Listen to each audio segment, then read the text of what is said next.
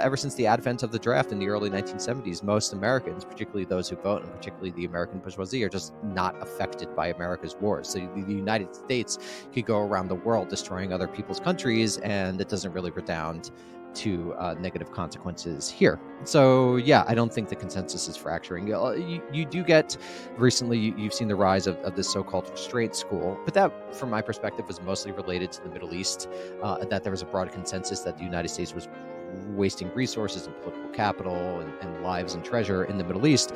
But there's a lot of disagreement within the so-called restraint camp about what the United States should do vis-a-vis China, with essentially realists thinking that, like John Mersheimer, thinking that the United States should confront China, and more anti-imperialists, whether of the left, the social democratic left, or the libertarian right, basically thinking, as I do, that the United States really can't remain hegemonic in East Asia, and that should be facilitating some form of a security transition. But that's still very minor in the halls of power, especially, and that the Biden administration is just more of the same, just like Trump was, just like Obama was, just like Bush was, just like Clinton was, which is that the United States should continue to dominate the world.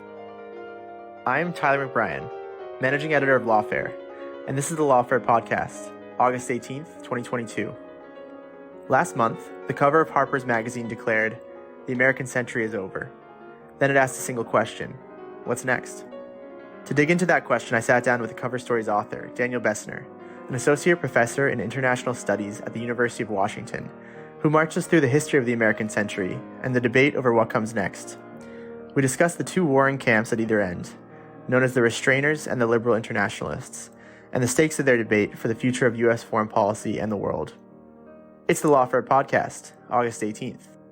Daniel Bessner on the Restraint versus Liberal Internationalism debate.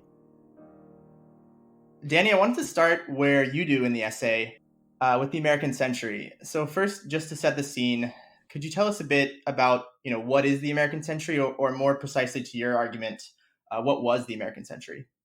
Sure. Well, the American century is coterminous with American hegemony. If you're a liberal internationalist, American leadership. If you're a critic of imperialism or on the left, American empire. But it basically refers to the era from roughly 1945-ish, plus or minus a few years, to, I would say, around 2016, plus or minus a few years, when the United States was really dominant on the global stage, and I would say was on the path to unipolarity. I think it's fairly clear from the historical record now that the Soviet Union never really had truly global designs. It certainly had regional designs, and it certainly participated in conflicts outside of its immediate region, but I don't think it ever had the fantasy of dominating the entire world like the United States did. And I also think that the United States was just more powerful than the Soviet Union from the 1970s onward, certainly, but even earlier than that. And so the American century, a coin turned by the publisher Henry Luce in his early essay from the early 1940s in Life magazine, was just that era of U.S. dominance, and where the U.S. was basically the hegemonic power on Earth. Great, and I definitely want to dig into some of that history in just a bit, as I perhaps foolishly ask you to march us through nearly 100 years of history. But just to set the scene a bit more, I was really struck by the title of your essay, Empire Burlesque, and I'm curious if you could just elaborate a bit about why you chose that title, other than maybe a nod to your Bob Dylan fandom, and for listeners who might be unfamiliar with terming the United States as an empire, if you could, build some of the case around sort of the material basis for classifying the United States in recent history as an empire. Sure. It's always funny for historians to basically learn that other disciplines don't refer to the United States as an empire, because it's so common sense in history. It crosses political boundaries, whether you're on the right or on the left or in the center. Basically, everyone accepts that the United States is an empire. So it's always interesting to try to defend what has become so common sense. But essentially, you could define imperialism in many ways, but the idea being that the United States forces other countries to do what they might not otherwise do.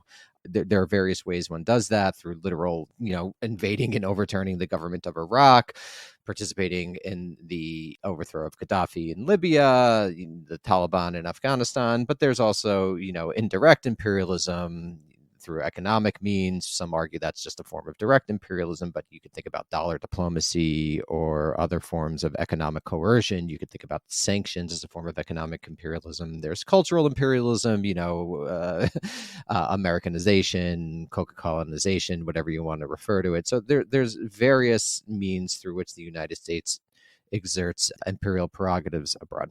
Then there's also the material sources of that imperial structure, the 750 military bases that the nation currently maintains. There were more of those in the past, the enormous spending on the defense budget, the fact that the United States violates sovereignties of other countries whenever it wants to. And it's always kind of amusing to me when people define that as not imperialism.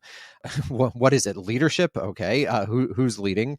I guess you could define it as hegemony. And there have been, I think, debates within the political science profession about hegemony versus imperialism. But to me, those are ultimately like as the definition of academic, as it were. So yeah, the United States is an empire. And if people want to, read a bit more about why historians conceive of it like that, the classic books are probably William Appleman Williams' The Tragedy of American Diplomacy, a more recent book, Paul Chamberlain's The Cold War's Killing Fields. There's also a famous edited collection by, I believe, Amy Kaplan and Donald Pease titled Cultures of Imperialism or Cultures of American Imperialism that you could work through if you want to just get like the nitty-gritty historical details. Yeah, the volume is titled Cultures of United States Imperialism. So yeah, this is not an especially controversial take within historians who study this. And in fact, and I abide by this position, I would say the United States is an empire from its very beginning. Expansion westward is an imperial behavior, conquering native tribes in violation of various treaties the United States had made. You get the War of 1898 and the literal conquest of the Philippines, Puerto Rico, and Guam. The United States, of course, today still maintains access and control over 5 populated territories. So there is literal territorial imperialism. But the entire history of this country is one of imperialism, first continental, then throughout the Western Hemisphere, and then ultimately global. Great. And I'd also want to plug Daniel Immerwahr's How to Hide an Empire, with especially the territorial claims you mentioned with his term of pointillist empire, which we can get into. But I want to go back to Henry Luce's article. What was the claim he was making, or what was he advocating for? And then what was the trajectory of post-war foreign policy in the U.S.? Again, I realize I'm asking you to sum up quite a lot, so I'll forgive you for some omissions. But broadly, the trajectory, after the war and after the American century was coined. Sure. Well, to just put it simply, Luce said the United States should dominate the world, and that there was an almost religious mission behind this, which is something that the nation has in its founding DNA, this sort of religious / imperial prerogative. Post 1945 history. So the good case, the people who would be in favor of the American empire or quote unquote leadership, what have you, would say that the United States ended major wars, particularly in Central and Western Europe, that it fostered economic gains, particularly in countries that it was connected to in Western Europe and East Asia, and that it basically fostered an unprecedented era of peace and prosperity. I think even from the positive case, if you look back on it, the fact that this empire was organized around consumption, which had incredibly negative climate effects, it puts kind of a dark tinge on the entire thing, even from the positive perspective. But let's leave that aside for now, because you could say that people couldn't have imagined that the American populace consuming an enormous amount would ultimately destroy the climate. I'm a bit skeptical of that claim, but let's just grant it for now. And then you have sort of the more negative case, which is that the United States did an incredible number of interventions after 1945, Iran, Guatemala, Chile, Congo, Lebanon, Iraq twice, Afghanistan, Libya, etc., Syria. Today, one could say Ukraine, depending on how one feels about that, and that these actions, as someone like the political scientist Lindsay O'Rourke has demonstrated, had incredibly deleterious consequences. For example, more mass killings, more democratic, quote unquote, backsliding afterward, the fact that the United States allied itself with countries like Saudi Arabia, which are incredibly autocratic, Egypt at various times. And so there's that negative take on the American empire. And that's just in addition to the wars that most people know, like Korea and Vietnam. So those are kind of the two cases that one could make, the positive and the negative. I mean, the way that I view it is that the American Empire was pretty good if you were living in the metropoles or the center, to put it in Emanuel Wallerstein's terms, and it was much less good if you were living in what was called the developing world or the third world, and what is today generally called the global south. It was much worse to be part of this global system dominated by the United States. And my general perspective is that people who really support the empire today pretty much center Europe, and people who don't center other countries. And you could even just take the last 20 plus years, and I think the Cost of War project at Brown University, a great resource, has demonstrated something along the lines of, 39 million people were displaced as a result of post 2001 wars, et cetera, et cetera. Yeah, I think it's a much easier case to make that the American century was destructive to people living outside the metropole. But one thing that I found interesting in your piece was that you also reevaluate the track record for Americans living within the metropole. And I think the answer to this will start to get at the question of when and why the American century began to wane. So if you could talk about also that kind of paragraph you talked about, how you reevaluated the benefits of empire even for Americans. Sure. And I just want to correct myself. The Cost of War project said that there were 38 million displaced, 929,000 people killed as a result of violence in Afghanistan, Pakistan, Iraq, Syria, and Yemen. And it cost $8 trillion. So just to put a number on that. Now, in terms of your question, yeah, I mean, so what happens after 1945 is that American capitalism becomes centered around the person of the consumer. We have a consumer capitalism where, to be an American is to consume.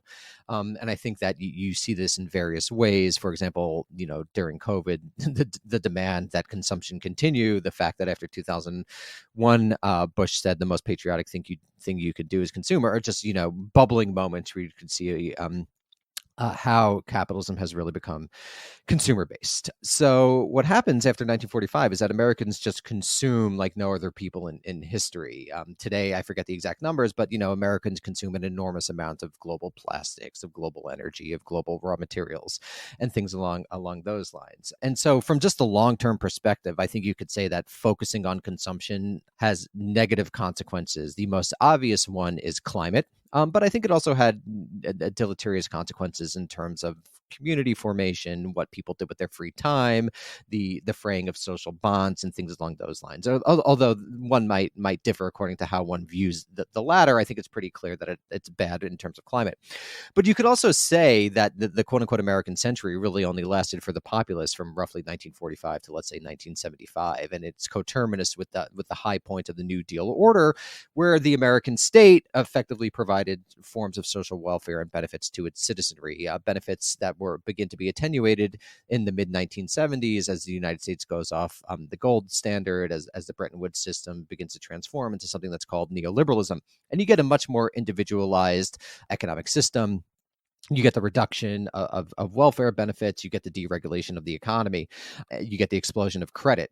And so I think you could see that, if one of the things that the empire is supposed to do, besides provide psychic wages, which it does to Americans still today, they could still imagine themselves as the actors of history bestriding military colossus. But I think if you look at the empirics, it didn't actually provide for most of the people in this country. And there's an interesting shift in the 1970s, which I think we need to learn more about, where the U.S. military state goes from defending American business to defending global capitalism. And so you have this interesting situation, which I don't think has either been theoretically or empirically explored in much detail, where you have a nationally situated military, in this case in the United States, and you could add, various Western European countries to the mix, but really the United States, protecting and defending a global form of capitalism that doesn't benefit most of the people in the country that the military is based in, which is a unique historical situation, and I don't think really comparable to what happened in the British Empire or other cases of empires throughout history. And to get back to the case you're making specifically in Empire Burlesque, or rather the debate that you lay out, the grand strategy debate, how would you kind of characterize the state of play right now in U.S. foreign policy? Is there a consensus? And if not, where do you see this consensus fracturing?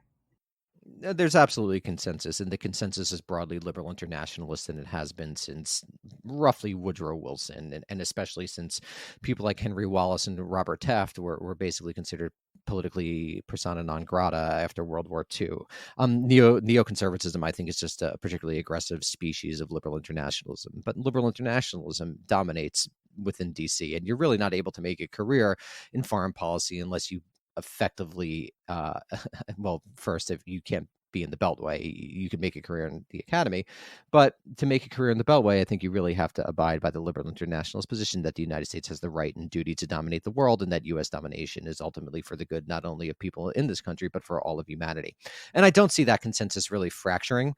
I think for the primary reason that foreign policy has been so disconnected from the American populace for so long that you have a effectively groupthink within the people who actually make it in the foreign policy field, and that they're effectively all liberal internationalists. Not only that, most Americans, the ordinary people, quote unquote, the public, the demos, effectively think that it is their right and duty for their country to dominate the world. So no, I don't think this consensus is fracturing, and that's also because ever since the advent of the draft in the early 1970s, most Americans, particularly those who vote, and particularly the American bourgeoisie, are just not affected by America's wars. So the United States could go around the world destroying other people's countries, and it doesn't really redound to negative consequences here. So yeah, I don't think the consensus is fracturing. You do get recently, you've seen the rise of this so-called restraint school, but that, from my perspective, was mostly related to the Middle East, that there was a broad consensus that the United States was wasting resources and political capital and lives and treasure in the Middle East. But there's a lot of disagreement within the so-called restraint camp about what the United States should do vis-a-vis China, with essentially realists thinking that, like John Mersheimer, thinking that the United States should confront China, and more anti-imperialists, whether of the left, the social democratic left, or the libertarian right, basically thinking, as I do, that the United States really can't remain hegemonic in East Asia, and that should be facilitating some form of a security transition. But that's still very minor in the halls of power, especially, and that the Biden administration is just more of the same, just like Trump was, just like Obama was, just like Bush was, just like Clinton was, which is that the United States should continue to dominate the world. So, despite this consensus, which you see still among the foreign policy establishment and among foreign policy elites, nonetheless, as you hinted at, there's this restraint coalition or movement that is perhaps ascendant. I think there's a wide debate on how ascendant they are or how far-reaching they are. I think you mentioned in the past that they're punching above their weight in many ways, but still fairly marginal. If you could just once again kind of lay out the main tenets of each of these warring camps, so to speak, both ideologically and then also sort of where the rubber hits the road, what policies that they're advocating for right now. Well, liberal internationalists are American exceptionalists who believe that the United States has the moral right and sometimes God-given duty to dominate the world. They could come at that from a variety of perspectives, a more human rights perspective, a more power politics perspective, but that's essentially the position. People in the restraint camp effectively think that the United States has done an enormous amount of damage abroad, again, especially in the Middle East, and that it should focus more at home. But really, in restraint, things begin to break down once you start talking about China, which is the major foreign policy issue going forward. So when the rubber hits the ground, I think you would say restrainers basically want the United States out of the Middle East. And then some want the United States in East Asia forever, and some don't want the United States in East Asia forever. And liberal internationalists, broadly speaking, probably also want to reduce, they do, not probably, they do want to reduce the U.S. presence in the Middle East, but still maintain that the United States should dominate the world. And those are the basic policies. But when it comes to specific issues like Ukraine, I think you see, broadly speaking, a generational divide with older people who were raised in the era of the Cold War. Many times their parents were veterans of World War II, really believing in the American exceptionalist argument that the United States should defend democracy and human rights abroad.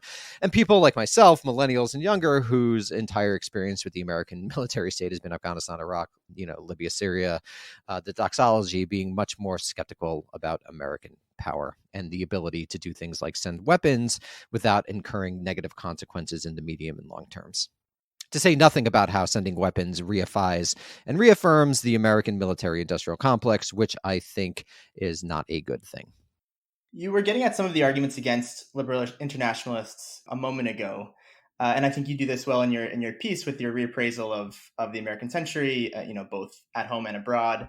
But how do you deal with some of these counterfactual arguments that liberal internationalists make, namely that a forward military presence deters more war than there already is, or getting again into some of the realists like John Mearsheimer that the nuclear umbrella deters nuclear war against non-nuclear states.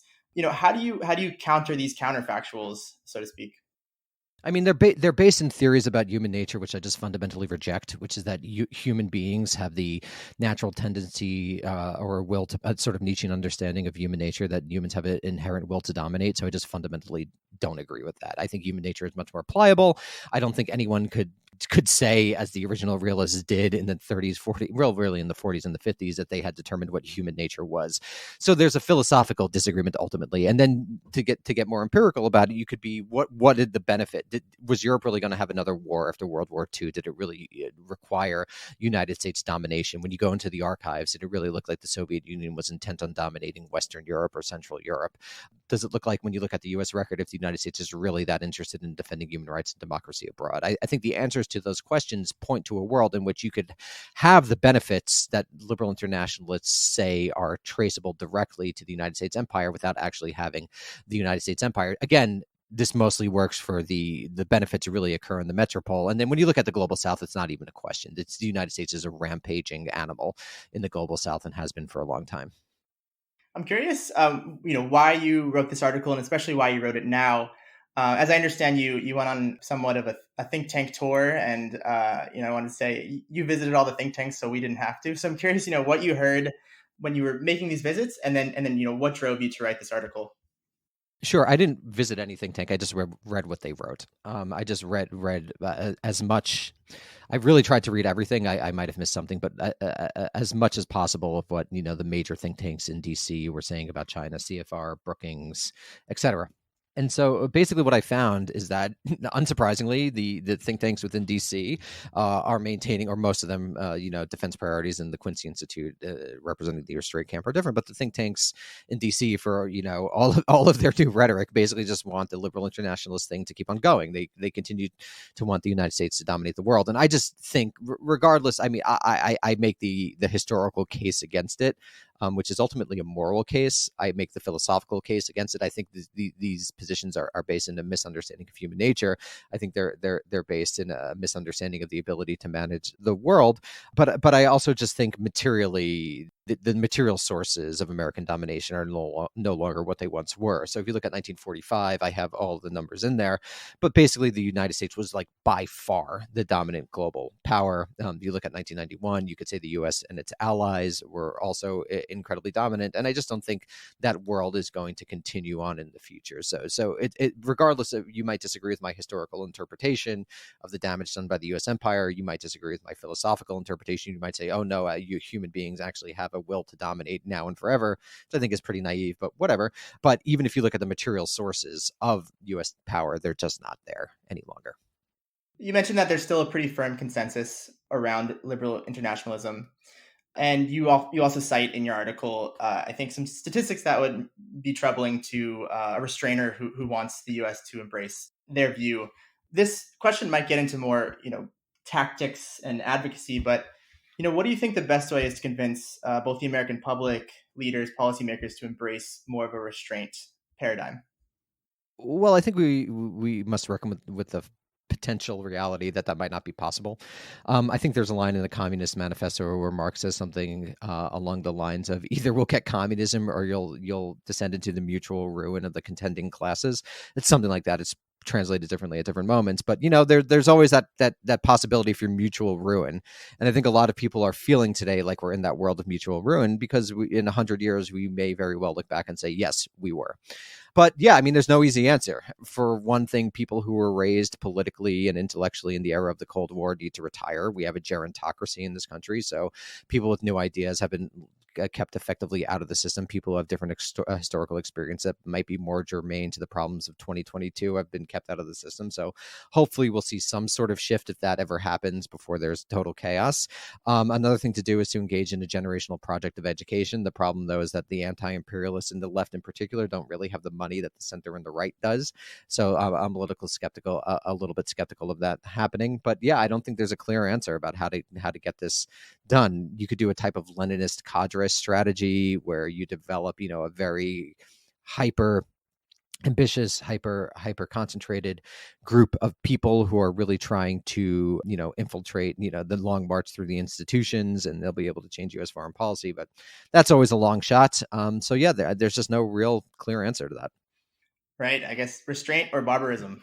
I want to sort of close with the question that was posed on the cover of Harper's advertising your story. So if you believe the American century has ended, then what's next? My guess is that the United States continues to stumble along until a country like China does something dramatic, maybe in relation to Taiwan, maybe in relation to elsewhere, and the United States effectively just retreats from the region because it's not going to fight World War III. I don't think over Taiwan or an issue in the region. But yeah, I don't think there's not going to be any sort of wise planning effort for U.S. policymakers to engage in what I think they should be doing, which is, again, fostering security transition, so you don't just totally abandon allies and partners, refiguring what the United States spent its money on. I mean, what they just passed or about to pass an $850 billion military bill just keeps on getting more and more and more. So yeah, no, I'm pretty pessimistic about things actually changing. I think we're just going to see more of the same, even though that's bad for people in this country and people outside of this country as well. Great. Well, as we reach the end here, Danny, I wanted to give you space to add anything you wanted. Listen to my podcast, American Prestige. You heard it. Well, thank you so much for joining us and taking the time. Of course. Thank you for having me. The Lawfare podcast is produced in cooperation with the Brookings Institution. You can get ad-free versions of this and other Lawfare podcasts by becoming a Lawfare material supporter at patreon.com/lawfare. You'll also get access to special events and other content available only to our supporters. Please rate and review us wherever you get your podcasts.